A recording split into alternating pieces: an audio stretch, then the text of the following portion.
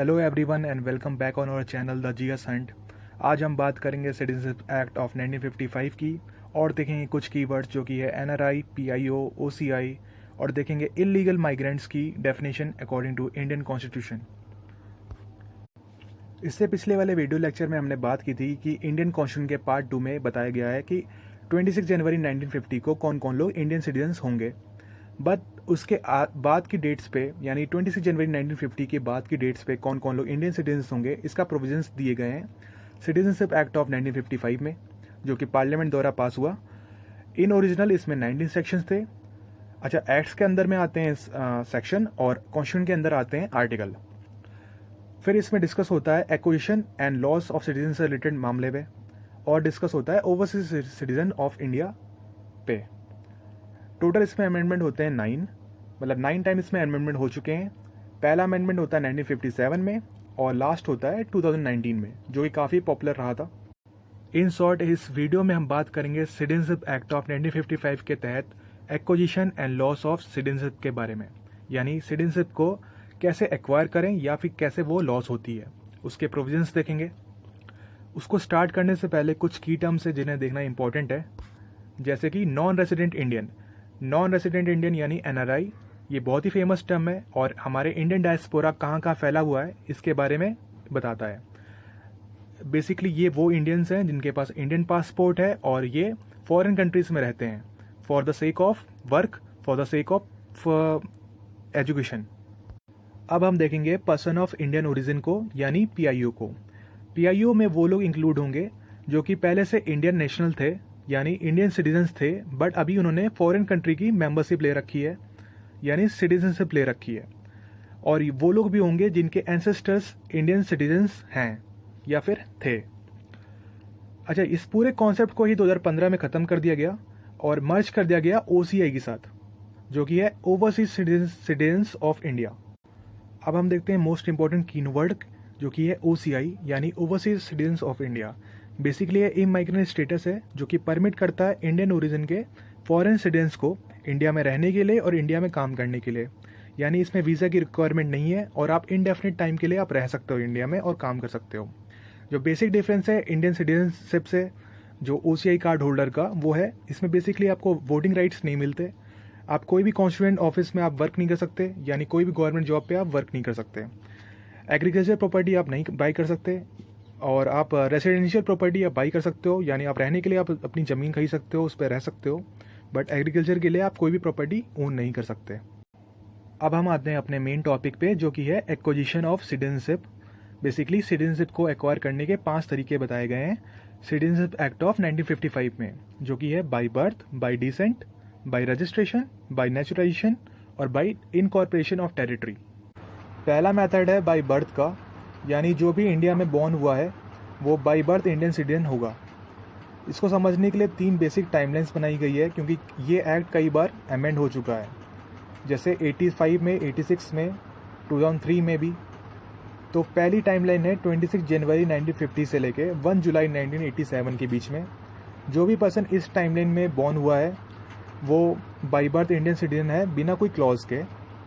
फिर second timeline में 1 जुलाई 1987 से 3 दिसंबर 2004 के बीच में जो भी पर्सन बॉर्न हुआ है और उसे कोई एक पेरेंट्स इंडियन सिटीजन है तो वो बाई बर्थ इंडियन सिटीजन होगा।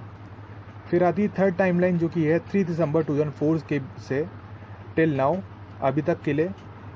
तो इस टाइमलाइन में जो भी पर्सन बॉर्न हुआ है और उसके दोनों पेरेंट्स इंडियन सिटीजन हैं तो वो बाई बर्थ इंडियन सिटीजन होगा। सेकेंड मेथड है बाई डिसेंट का। इसमें उन लोग की बात हुई है जो कि इंडिया से बाहर पैदा हुए हैं। इसको भी 3 टाइमलाइन में फॉलो किया गया है। पहला है 26 जनवरी 1950 से लेके 10 दिसंबर 1992 के बीच का।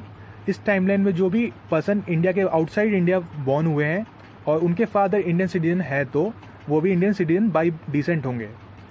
सेकेंड टाइमलाइन है 10 दिसंबर 1992 से 3 दिसंबर 2004 के बीच की, क्योंकि इस टाइम 1992 में अमेंडमेंट एक्ट आया था और जेंडर इक्वालिटी की बात हुई थी। तो इसके तहत अगर जो भी पर्सन आउटसाइड इंडिया बॉर्न हुआ है और उसके either of their one parents is Indian citizen तो वो बाई डिसेंट इंडियन सिटीजन होगा। थर्ड दिसंबर जो थर्ड हमारी टाइमलाइन है वो 3 दिसंबर 2004 से अभी तक के लिए है, इस टाइमलाइन में जो भी बॉर्न हुए हैं वो इंडियन सिटीजन नहीं होंगे जब तक वो अपने आप को रजिस्टर नहीं करवा लेते हैं इंडियन कॉन्सुलेट्स में जो कि उस कंट्री में मौजूद हो। थर्ड मेथड है बाय रजिस्ट्रेशन का। इस मेथड के थ्रू एप्लीकेंट एक एप्लीकेशन फाइल कर सकता है और गिवन पॉइंट्स में से कोई सा भी एक पॉइंट को जस्टिफाई कर देगा तो वो इंडियन सिटीजन बन जाएगा। जैसे कि उस पर्सन को इंडियन ओरिजिन का होना चाहिए और 7 साल से इंडिया में रह रहा हो ऐसा होना चाहिए, या फिर इंडियन ओरिजिन का कोई सिटीजन से वो शादी किया हो और 7 साल से इंडिया में रह रहा हो ऐसा होना चाहिए, या फिर वो माइनर चिल्ड्रन होना चाहिए of the person who are already a citizen of India, या फिर वो इंडियन ओरिजिन का हो और किसी भी कंट्री में रह रहा हो अनडिवाइडेड इंडिया के आउटसाइड, या फिर वो ऐसा पर्सन हो जो कि एक फुल एज एंड कैपेसिटी का हो और वो OCI का कार्ड होल्डर हो, यानी कि ओवरसीज सिटीजन ऑफ इंडिया का कार्ड होल्डर हो 5 साल से और इंडिया में रिसाइड कर रहा हो 12 महीने से, तो फिर वो रजिस्ट्रेशन प्रोसेस के लिए तैयार है। फोर्थ मेथड है बाय नेचुरलाइजेशन का। ये मोस्ट इम्पॉर्टेंट मेथड है और इस सबसे ज़्यादा कंट्रोवर्सी भी इसी मेथड पे होती है। इस मेथड के थ्रू कोई भी एप्लीकेंट एक एप्लीकेशन फाइल करता है गवर्नमेंट ऑफ इंडिया को। उस एप्लीकेशन में अगर वो अबव 6 पॉइंट को क्वालिफाई करता है तो वो इंडियन सिटीजनशिप उसको मिल जाएगी।